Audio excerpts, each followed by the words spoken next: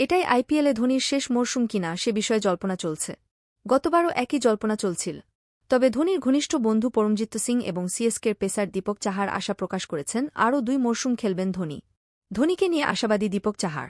Chennai super কিংসে ধোনির সতীর্থ দীপক চাহার বলেছেন, যখন কোনো ব্যাটারের মনে হয় 140 কিলোমিটার গতিতে আসা বল অত্যন্ত দ্রুতগতির মনে হয়, তখন একজন ব্যাটারকে অবসর নিতে হয়।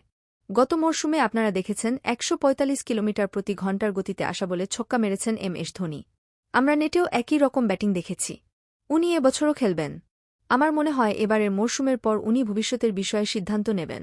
তবে আমার মনে হয় উনি আরও 2 মরশুম খেলতে পারবেন।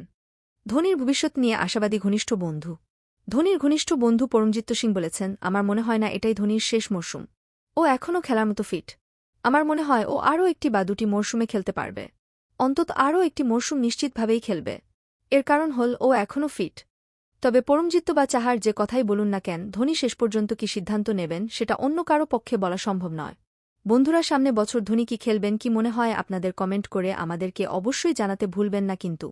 আর হ্যাঁ, আপনি আইপিএল এ কোন দলকে সাপোর্ট করছেন কমেন্ট করে বলেন। আজকে এই পর্যন্ত।